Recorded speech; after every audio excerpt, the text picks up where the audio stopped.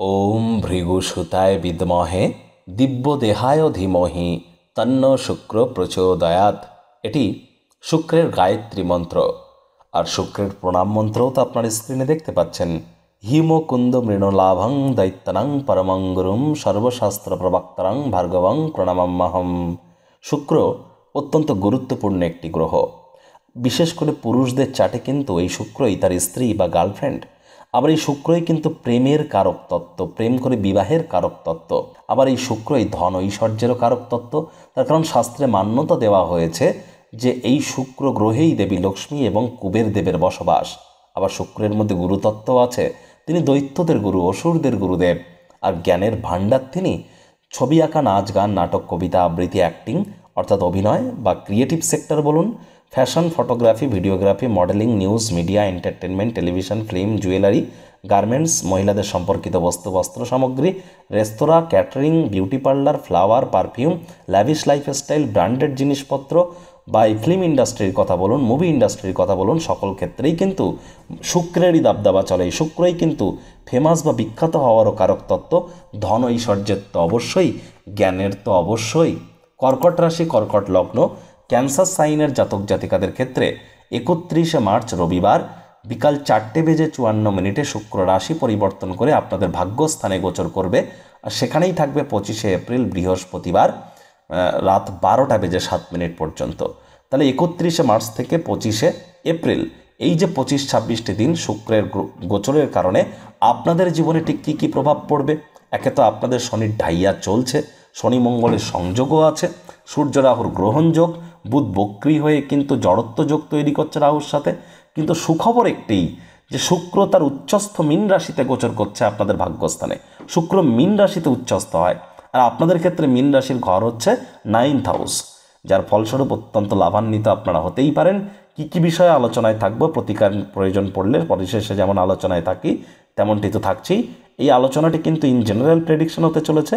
এই পৃথিবীতে যতজন কর্কট রাশির জাতক জাতিকা আছেন তাদের প্রত্যেকের জন্য, আপনি যদি চান তাহলে আপনার ব্যক্তিগত জন্মগত ছক বা ন্যাটাল চার্ট এনি টাইম আমাদের সাথে কনসাল্ট করিয়ে নিতেই পারেন। এর জন্য স্ক্রিনে আমরা নাম্বার দিয়ে দেব। তো চলুন কথা না বাড়িয়ে আলোচনায় প্রবেশ করা যাক। কর্কট রাশি, কর্কট লগ্ন, ক্যান্সার সাইনের জাতক জাতিকারা কালপুরুষের রাশি চক্র অনুযায়ী চতুর্থতম রাশির আন্ডারে আপনারা পড়েন। আপনাদের রাশির অধিপতি চন্দ্রদেব। আর চন্দ্রদেব তো 2 থেকে আড়াই দিন অন্তর অন্তর রাশি পরিবর্তন করে থাকেন। সবথেকে চঞ্চলতম গ্রহ চন্দ্র। এজন্য কর্কট রাশির জাতক জাতিকাদের মধ্যে যেমন জেদ আমরা পরিলক্ষিত করি কাঁকড়ার ন্যায়, কারণ আপনাদের রাশির সাইন কাঁকড়া বা ক্র্যাব, আর ঠিক তেমনই চঞ্চলতার মাত্রাও কিন্তু আপনাদের মধ্যে অত্যধিক, কনসিস্টেন্সি লেভেলের ঘাটতি কিন্তু আমরা অনুভব করে থাকি। আপনাদের ক্ষেত্রে শুক্রের যেই রাশি পরিবর্তন, এটি সম্ভব হবে কোথায়?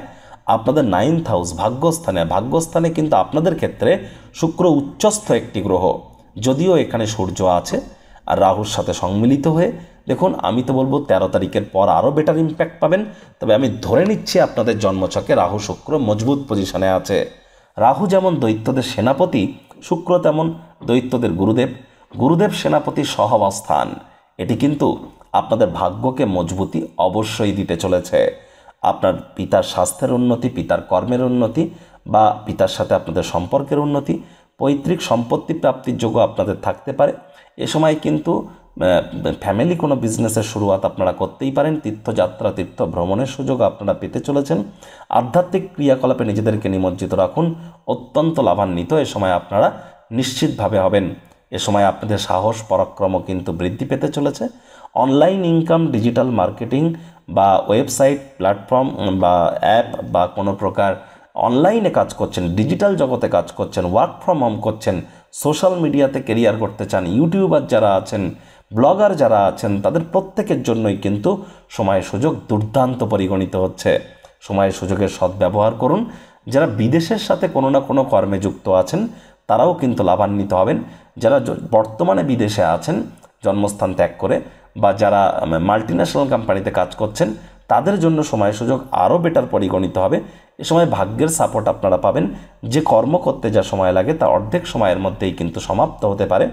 বৃদ্ধ বৃদ্ধা যারা আছেন, নাতি নাতনিদের কাছ থেকে আপনারা প্রাণ প্রাচুর্য খুশির উৎস কিন্তু পেয়েই যেতে পারেন। এ সময় হায়ার স্টাডিজে একটু বাধা বিপত্তি যদি আপনারা পান তাহলে বুঝতে হবে আপনাদের ন্যাটাল চার্ট বা জন্মছকে রাহু অত্যন্ত দুর্বল অবস্থানে আছে, এর প্রতিকার করানোর প্রয়োজন। বুঝবেন কি করে রাহু আপনাদের দুর্বল কিনা? দেখুন, যদি স্মোকিং, অ্যালকোহল, স্কিন, আইস টিথ মানে ধূমপান, মদ্যপান, চোখের, ত্বকের বা দাঁতের এই 5টির মধ্যে যদি কোনো একটি সমস্যা থেকে থাকে তাহলে বুঝতে হবে আপনারা রাহু গ্রহ দ্বারা পীড়িত, রাহুর প্রতিকারের প্রয়োজন। শুক্র আপনাদের ঠিক আছে কিনা বুঝবেন কি করে? দেখুন, শুক্র যদি ঠিক না থাকে তো প্রেমে সফলতা পাবেন না, বারবার বাধাপ্রাপ্ত হবেন। তার মানে আপনারা রেগুলার হয়তো পারফিউম বা বডি স্প্রে রেগুলার ইউজ করতে পছন্দ করেন না। এমনটি যদি হয়ে থাকে তাহলে শুক্রও কিন্তু আপনাদের দুর্বল। আর শুক্র যাদের দুর্বল থাকে তাদের গেঞ্জি, আন্ডারওয়্যার, নাইটি, চুড়িদার এখানে দেখবেন অনেক ফাটা ফুটো থাকে, অনেক ফুটো থাকে, আর সে না চাইতেও হয়ে যায়। এগুলো কিন্তু শুক্রের দুর্বলতার অত্যন্ত ডাইরেক্ট প্রমাণ হিসাবে আপনারা ধরতে পারেন। আর এই ধরনের জাতক জাতিকাদের কিন্তু প্রেমের ক্ষেত্রে অত্যন্ত বাধা বিপত্তি, জীবনে ফেমাস বা বিখ্যাত হওয়ার ক্ষেত্রেও কিন্তু বাধা বিপত্তি থেকে থাকে। আমি বলবো যে সমস্ত কর্কট রাশির জাতক জাতিকারা বর্তমানে ফিল্ম ইন্ডাস্ট্রিতে আছেন বা মুভি ইন্ডাস্ট্রিতে আছেন, হিরো হিরোইন আছেন বা মুভি ডাইরেকশনের কাজ করেন, রাইটিংয়ের কাজ করেন, স্ক্রিপ্ট রাইটিং বা স্ক্রিন প্লে রাইটিংয়ের কাজ করেন, বা লিরিক্স রাইটার, মিউজিক কম্পোজার যারা আছেন, যারা সিঙ্গার আছেন, ডান্সার আছেন, তাদের জন্য সময় সুযোগ কিন্তু রাজযোগের ন্যায় পরিলক্ষিত হচ্ছে। সময় সুযোগের সদ্ব্যবহার আপনারা করুন। আর এই সময় সাবধানে গাড়ি ঘোড়া তো আপনাদেরকে চালাতেই হবে। কয়েকটি জিনিস তো আপনাদেরকে খেয়াল রাখতে হবে, আমি বারবার বলছি।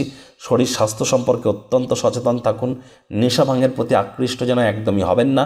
প্রেমের ক্ষেত্রে একাধিক বাধা বিপত্তি আপনাদের থাকতে পারে, তবে শুক্রের কারণে সেখানে কিছুটা হলেও রিলিফ হয়তো আপনারা পাবেন।